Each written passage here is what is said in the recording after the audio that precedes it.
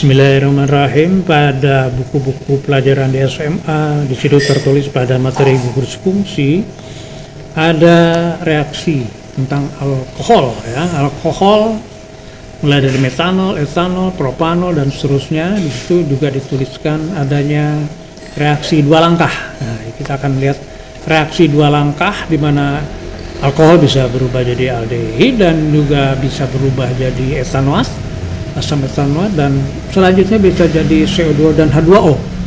Kita ambil contoh di buku itu dituliskan bahwa etanol akan berubah menjadi etanol atau asetaldehid dan kemudian akan berubah menjadi asam karboksilat dalam bentuk asam cuka, ya. Di dapur di rumah itu ada asam cuka. Kemudian asam cuka akan berubah menjadi CO2 dan H2O. Nah, itu kan dituliskan saja hanya dengan lambang kurung O, oksigen, ya, oksigen. Tapi bagaimana sebetulnya pembuktiannya? Bagaimana wujudnya? Nah, bagaimana sebetulnya terlihat atau tidak? Nah, ini yang jarang dibahas di buku-buku. Sedangkan namanya ilmu kimia itu harus nyata, harus bisa dideteksi oleh panca indera, bukan hoak. Apalagi sekarang di kurikulum akan dimintakan, akan diinginkan pembelajaran yang mendalam, enjoy tanpa beban. Nah, bagaimana bisa mendalam itu kalau hanya dituliskan gambar seperti itu, tulisan seperti itu. Nah, saya akan tunjukkan di sini bagaimana etanol di sini. Etanol sebagai salah satu dari golongan alkohol, ya. Kita akan coba oksidasi. Oksidasi pertama bagaimana, kemudian oksidasi kedua bagaimana, sehingga dia bisa menghasilkan asam karboksilat atau asam cuka.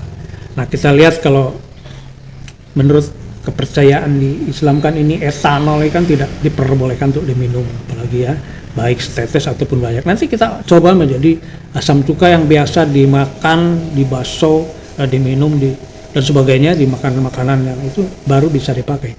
Sementara etanol ini kan masih dalam bentuk alkohol. Oksidasi pertama tentu kita gunakan kalium permanganat sebagai oksidator yang paling mudah, ya, kalium permanganat. Nah, ini kalium permanganat kita masukkan sebagai oksidator. Nah, bagaimana sebetulnya proses oksidasi langkah yang pertama ini? Ada oksidator dan ada etanol sebagai reduktor. Ternyata keduanya tidak bereaksi. Nah, kalau di buku-buku tidak dijelaskan sebetulnya bagaimana proses yang pertama ini. Hanya dituliskan saja etanol dioksidasi menjadi etanol. Nah, tentu saja ini tidak akan bereaksi, ya, sebelum kita berikan lingkungan yang mendukung, ya, lingkungan yang mendukung yaitu lingkungan asam. Nah, ini kan berwarna ungu menunjukkan bahwa ini ada MnO4-. MnO4-. Kita berikan sekarang asam. Nah, inilah yang maksud dengan reaksi redoks dalam suasana asam.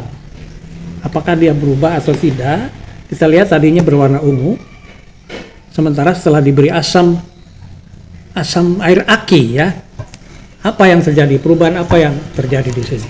Apakah tetap berwarna ungu atau berubah warna? Ya, nah, inilah ternyata mulai berubah. Di bawah adalah coklat, ya, coklat. Ini menunjukkan bagaimana oksidasi pertama ini.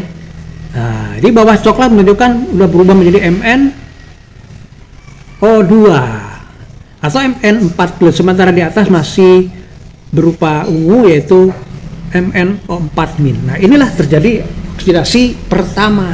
Bukan hanya dituliskan diberi lambang O saja, tapi diberikan oksidator yaitu kalium permanganat dan akhirnya berubah menjadi coklat dalam lingkungan asam.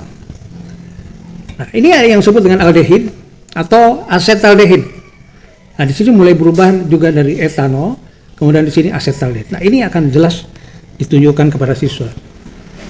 Nah, bagaimana selanjutnya untuk langkah oksidasi yang kedua, yaitu bagaimana membuat aldehid yang menjadi asam cuka. Kita lihat di sini, kita beri.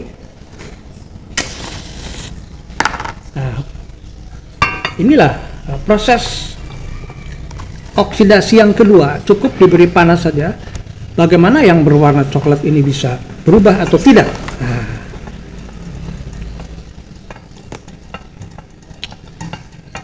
ya, kita lihat di dalam Quran surat Al-Maidah ayat 90 itu ada dikatakan bahwa Bismillahirrahmanirrahim. Ya ayyuhalladzina amanu innamal khamru wal maisiru wal ansaru wal azlam rijsun min amali syaitani fastanibu la'allakum tuflihun. Itu yang dikatakan dalam surat Al-Maidah. Wahai orang-orang yang beriman, sesungguhnya minuman keras, berjudi, ya, berkurban untuk berhala dan mengundi nasib dengan anak panah adalah perbuatan keji dan termasuk perbuatan setan. Maka jauhilah perbuatan-perbuatan itu agar kamu beruntung. Demikian juga dikatakan di dalam surat Al-Maidah ayat 90. Nah, ini menunjukkan bahwa memang dilarang. Tetapi bagaimana sekarang ini kita proses? Nah, sudah berwarna bening, ini menunjukkan oksidasi yang kedua terjadi. Nah, oksidasi yang kedua terjadi dikatakan dalam buku bahwa terbentuk atau berubahnya aldehid menjadi asam cuka, dan selanjutnya asam cuka akan berubah menjadi CO2 dan H2O.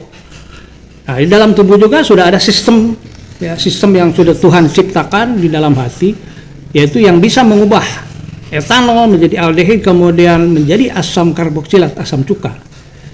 Kalau begitu apakah tidak masalah kan? Katanya kalau minum alkohol kemudian kan akan berubah menjadi asam cuka dan itu aman. Ya. Ternyata ada dalam tubuh itu, tubuh manusia ada satu enzim yang bisa mengubah etanol menjadi aldehid kemudian menjadi asam cuka dan berubah menjadi CO2 dan H2O. Tetapi hanya 1% dari satu tetes saja.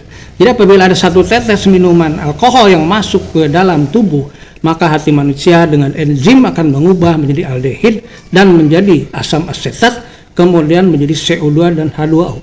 Tapi itu hanya 1% saja dari satu tetes.